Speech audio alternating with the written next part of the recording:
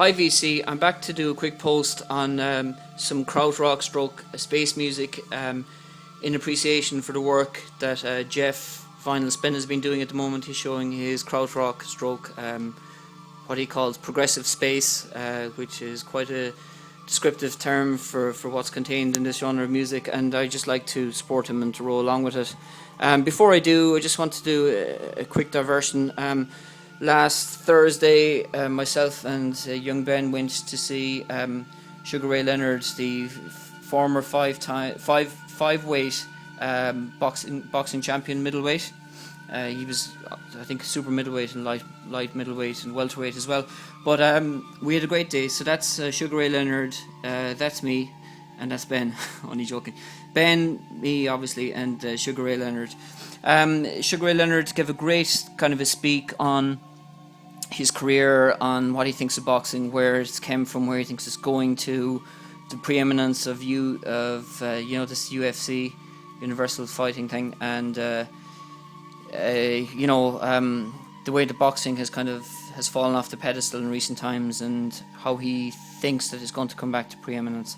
He also spoke at length about his great career, although he didn't describe it as such, but he's quite a modest guy. He spoke about his epic battles and rivalry with Tommy Hearns, Roberto Duran, and Marvin Hagler, and he compared his glorious era to later eras that included the likes of Oscar De La Hoya and his battles with Sugar Shane Mosley and what was that tall guy's name? The Panamanian guy. God, I can't think of his name at this point in time. Felix Trinidad. And and Julio Cesar Chavez, and that second great era of middleweight boxing. Okay, so we had a great night out, and he took quite a shine to Ben, who was one of the youngest attendees at the event. So much so that during a Q&A session, Ben put up his hand and got selected and asked a question, and Sugar Ray invited him on stage and gave him a lovely signed glove, which Ben will treasure for the rest of his life. He didn't sleep that night when he came home, and it was pretty rough waking him up for school the next morning, but fruits of his labour was this particular signed glove, and we have a memento that we will treasure forever. So that was last Wednesday night. I actually got picked up a signed copy of his autobiography for someone in the VC, but they'll get that shortly. I myself am a huge boxing fan. I've followed the sport enthusiastically for many, many years. I have a huge collection of boxing magazines and boxing books, and there's been fantastic boxing books written throughout the years, and I have a fair stack of them, and someday I'll give a spiel on them. Okay, so that's the great Sugar Ray Leonard. Okay, so what's playing in the background then is some Krautrock not Krautrock, but Krautrock related items that I'd like to discuss. Manuel Gotching, basically he was one of the founding members of Ashra Temple. This was his first post Ashra Temple album. It's called Ashra, featuring quite a phallic cover. This is made up of four tracks, including the sidelong track Night Dust, which doesn't really feature much guitar. There's kind of an explosion of the guitar at the very end of the track, but up to then it's more synthesizer based music, The track Ocean of Tenderness is a lovely extended piece as well. It goes on, it's very hypnotic. It goes on for quite a bit, and then it bursts out into lovely guitar work as well. Sun Rain is slightly dated, I feel, but it's a lovely, lovely piece of music to relax to, and I enjoy it greatly. Very much a companion piece to it, which was released in 1977 as well, which was more or less the same year as this one, is his second piece called Blackouts.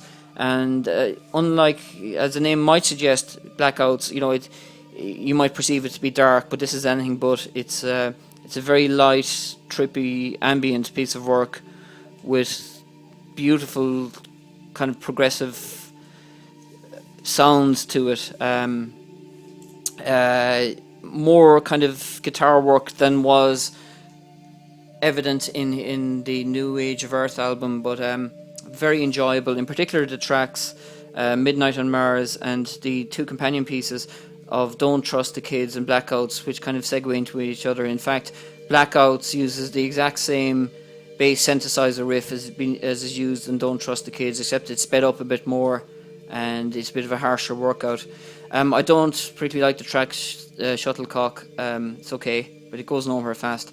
But Lotus is kind of like Tangerine Dream, but without the mellotron. So very nice album. The two of these are very good and strongly recommended, and you would pick them up for a couple of euros each, possibly about €4 each. I think I paid for these two, and very, very worthwhile. The album that succeeded this is called, I think it might be called Correlations, featuring an unfortunate cover, but it's kind of very phallic as well. But, you know, it's not that great in comparison to those two pieces of work. Now, to track back a bit, that is Manuel Gotching, was in the crew called Ashra Temple. This is their second album. Their first album featured Klaus Schulze. He wasn't with them for this album, and as a departure from the first album, they introduced a singer called John L. I believe that may be him, but I'm not sure. He was formerly in Agitation Fry, and he kind of contributes vocals to this particular album. The artwork isn't that great on it, really. It features two tracks. The first one is kind of a track that's split into two movements, but it's very bluesy guitar based. The second one is much more sedate, relaxed, and very ambient. It's called Sweetness and Light, I think, Suke and Lieber, Sweetness and Love, I'm not quite sure which. But they're very kind of bipolar. If this one is much different tempo than the relaxed effort that appears on the B-side. I'm not too much of a fan of this particular album. I don't think it's that great. I do think it has merit, but I don't listen to it too often. I listen to other releases in their canon much more frequently than I do listen to this one. For example, the second movement, if you like, of the track on side one features very discordant screaming, and it doesn't really suit what's going on around that particular track. But the B-side is not the B-side, but side two is fine. But I don't listen to it too much. It is an original on the Pink Ore label, and their third album is called Join In, and this is much more like it. This particular album is also on the Pink Ore label. This is also an original first German pressing. This label Ore was owned by a guy called Rolf Kaiser, I think was his name, and he also owned other labels at the time, like Cosmic Couriers, and he also owned, it wasn't Brain, but I'll think of the name now in a second. But the whole story about him and the CosmicJokers, which I'll come to in a second, is legendary. He basically inveigled a group of musicians into a recording studio, fed them with LSD, and recorded, unbeknownst to the artist, the ensuing jam session, and released it under his terms, and never actually told any of the participants that they were being recorded, and they never received any royalties. So he was quite a nefarious guy. But he became a pariah in Germany as a result. The musicians brought an action against him, and he had to leave the country. And I think he might even have died in exile, but I'm not really sure. Okay, so this particular album is their third album. It's called Join In, and again, similar to their first one, Schwingungan, it's made up of two tracks. The first one is kind of the blues-based, well, not blues-based, but a bluesy sounding guitar work, and a more sedate track, a lovely lingering track called Gensites. I hope I'm pronouncing that fine. There's his missus, Rosie is her name.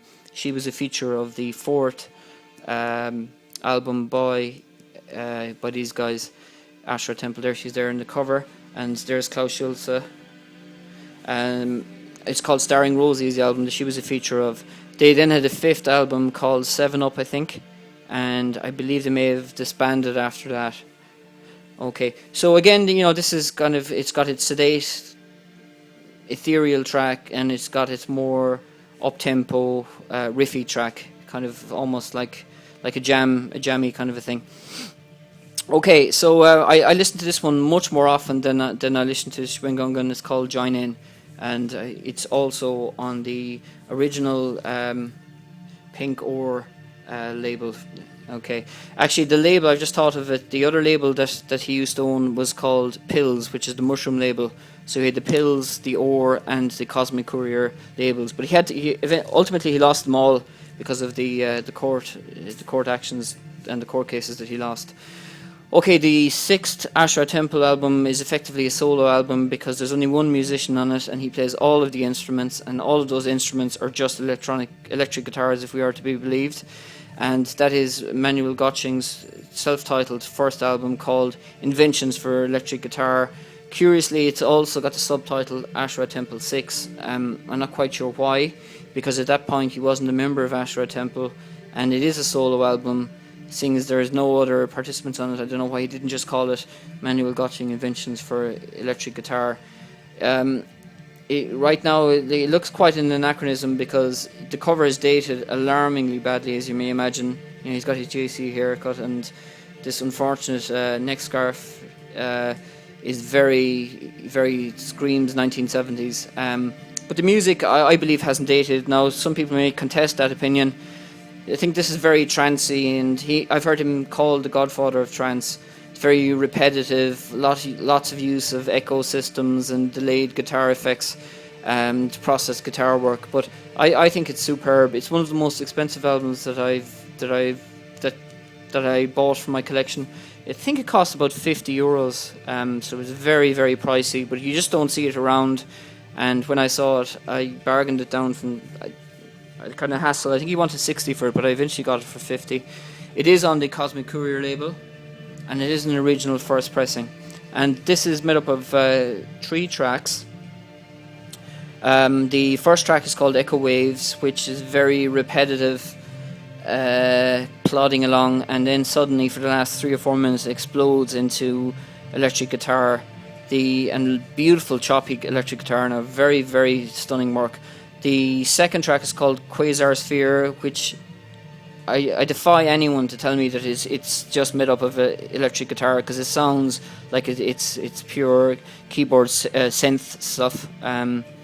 But you know, it says here that there are no other instruments used in this recording other than electric guitar, so I don't know what to believe. But it certainly doesn't sound like there's any guitar work at all on that particular track. You know, I've listened closely to it. But it's a lovely track as well, a very quiet piece called Quasar Sphere. And side B, then the side long track is called Pluralis, difficult one to say.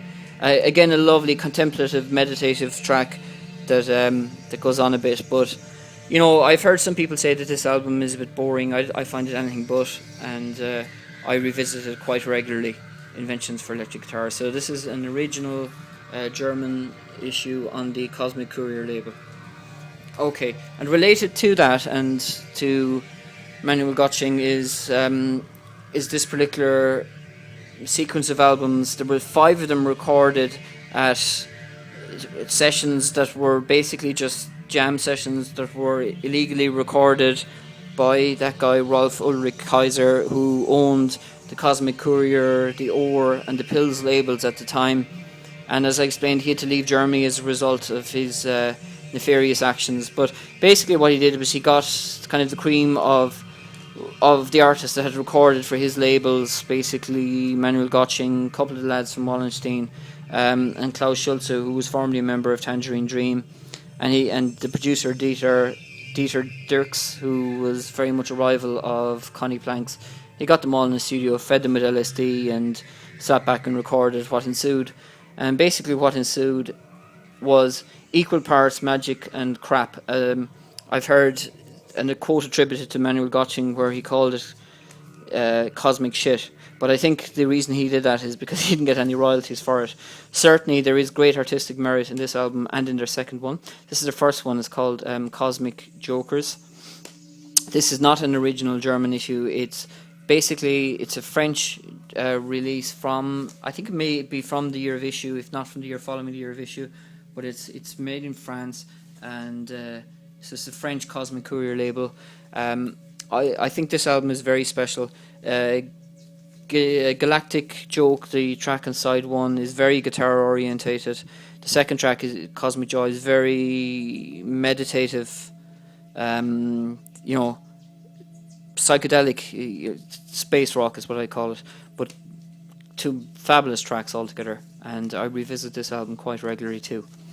The second album that he extracted from those sessions is Galactic Supermarket. This one was originally owned by Stephen Stapleton of Nurse with Wound fame. I believe he's still a member of that band. He was a founding member with another guy who left. I think Stephen Stapleton is currently the only member, although that's subject to clarification, of that band. They record on the United Dairies label, but he is a resident here in Ireland, and he lives just up the road.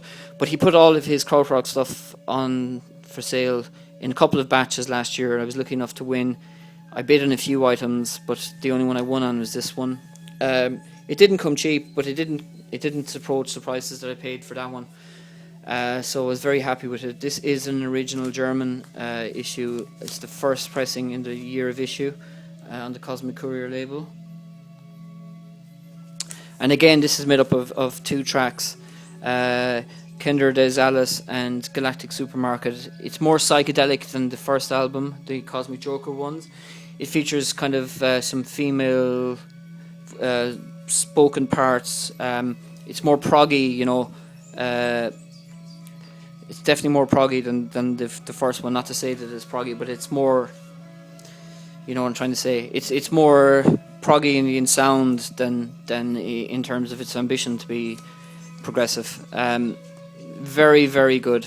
I listen to this one a lot as well. I think both of those albums are stunning, and I think they have significant artistic merit. They're certainly not cosmic shit, as Manu Gotching would have led us to believe. After that, it went downhill. There was 3 more albums, really, from the dregs of the barrel, pulled up. One of them was called Planetary Sit-In or something like that. That was the third one, which I don't have. The fourth one was this one, which is very, very dodgy. It's basically a series of short tracks, some of which were rehashings of recordings made on the Galactic Supermarket album, and basically edits of tracks from other Ashra Temple albums, notably starring Rosie and 7 Up as well. But there's also tracks here recorded by individuals who weren't part of the sessions from which all this work was culled. So I think it was very, very, very suspect of Ralph to go doing this, you know. But he ended up losing everything as a result, and he basically had to leave the country, otherwise he would have ended up bankrupt. So again, you know, this piece is okay. It's progressive space rock, you know, and morals and ethics aside, you know, it's okay. I got it for a very good price, and I'm glad to have it. I wouldn't go chasing it by any means. Okay, so there was a 5th one then called Zilles something or other. I can't recall the second name of it, but again, largely forgettable. Okay, moving on then to other artists in the progressive space stroke krautrock area, and this cluster, it's basically a duo, kind of like Kraftwerk in the sense that it was a creative duo. This duo is not Ralph and Florian, it's a duo called what's his name? Dieter Moebius and Redelius, I think it was the other guy. And I have 2 albums by them, and I have 1 solo album. So they were originally Cluster with a K, and they went on to become Cluster without the K once. A guy called Klaus Schlitzler, I think it was, who was originally in Tangerine Dream, left. They basically rebranded themselves and became Cluster with a C. And Zuckerzeit is the name of this album. This is not an original. It's a reissue on Lilith. It's fine. It's a fine album. To use Carm's phrase, I'm going to recycle this one. It's very cloying as well. I listen to this album as a counterpoint to some of the heavier stuff that I listen to, but it's not one that overstays its welcome on my turntable. I listen to it intermittently. It certainly has merit, but it's not something you can listen to the whole time. It's a good counterpoint to some of the heavier stuff that I do listen to. Okay, so it's called Zuckerzeit, and this is a reissue on Lilith. Okay, their second album is this one, and this one is one that I do listen to quite a lot, and it certainly is one of greater artistic merit than Zuckerzeit. This is called Cluster 2, and this is an original on Green German Brain, and this is sensational stuff. This is improv electronica, and it's just all over the place. It's fantastic. It's a real freak fest. I listen to this one quite a lot. I even like the artwork on it. I know some people might think it's gaudy, but I think it's really good. So it's an original on the Brain Metronome label from 1972, I think. Okay, and I also have a solo album by Dieter Moebius, and it's called Tongspur, and this is on the Sky label. This one's actually autographed. I bought it from a collector in Austria who assures me on the provenance of this one. He actually knows the guy Reiner, an Austrian guy who collected stuff, and I know, Dave, you've bought some stuff from this seller as well, and you've also checked out the provenance of the autographs. So I'm quite happy that this is authentic. It's autographed to Reiner in 1995, and this is made up of kind of 10 electronic improvisational pieces. Really good. I love the track. Which one is it? Furbo and Contramio. Both of those two tracks are good, but a lot shorter, spicier tracks on this than appeared in their earlier works. And this one's on Sky, and I think it came out in 1983. It's called Tongspur, and I listen to this one quite regularly. Okay, another artist I'd like to introduce, and I better move quickly, is Cran. And again, these were very, very much part of the Krautrock scene, but they were very different in the sense that there's significant jazz fusion leanings to them, and they also introduced another interesting aspect. They were quite ethnic. There's a big Eastern, almost Turkish influence to their work. This is their second album. It's called Winthrop. It's on the Fried Egg label, which is called Spiegelei or something like that. So this is an original. Uninspiring artwork, it has to be said, and it's okay. I really have to become more acquainted with this one. I don't listen to it too much, but I'm going to start reaching for it again. I also have a live album by them, which is just sensational. It's probably the greatest live album that I own, and it's a double album called Cran Live. I've also seen it called Cran Live 1975, I think, and interestingly, it doesn't feature any tracks that are on this Winthrop release, which is their second release. There's a fantastic bass work on this album. It's on the Gull label, so this is an English reissue, but it sounds spectacular. What I love about this album is the bass work by this guy Helmut Hattler, and the saxophone work by this guy called Johannes Pappert. Both of those are fantastic players. I love the track Nam Nam. Where is it? Yeah, which exemplary use of the bass work. Huge long workout. Very good. They've really embraced fusion. And I think this was produced by Connie Plank. And I think it may have been one of the last albums that Connie Plank produced. There are some vocal workouts on it, but it's really sensational. I love the track Arabia, which features on. It might have featured on their Andy Nogger album, or maybe even their first one, Cran Arabia. But long extended workouts, almost like jamming sessions, but really very good. And for anyone that doesn't have this, and I got this one for €3. I could not believe it. I only got it actually recently enough, but it's rarely left my turntable in the intervening time. It's called Cran Live, and I'm strongly recommending everyone to have a listen to it. Okay, VC, that's my update. I'll be back in the next few days to show another installment. I want to show my embryo stuff, and embryo would be my favourite of all the Krautrock outfits, and I have quite an amount of their stuff, so that'll be coming up next. And thanks for watching, everyone, and please comment. And it's great to see a renewal in the Krautrock scene. I have to say that I owe my discovery of this genre entirely to Freddy, and I'd like to thank him for opening my eyes and averting my gaze into this direction, because it's an avenue well worth exploring. For anyone who's not familiar with it, I'd encourage them certainly to go after this one first of all. but also to have to go after the first two Cosmic Joker albums, and to have a gander towards Inventions for electric guitar, and certainly for Join In, and also the first two Ashra albums, which are New Age of Earth and Blackouts. So there we have it, and talk to you guys later. Thanks for watching.